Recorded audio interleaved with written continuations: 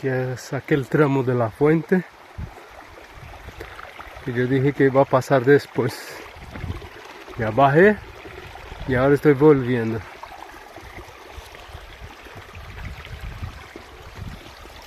Saldremos en la fuente del tío Marsilio, parece que se llama.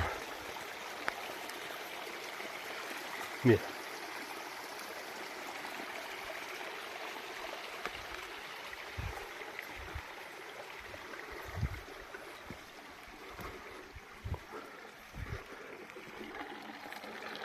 Y aquí salimos otra vez en la fuente.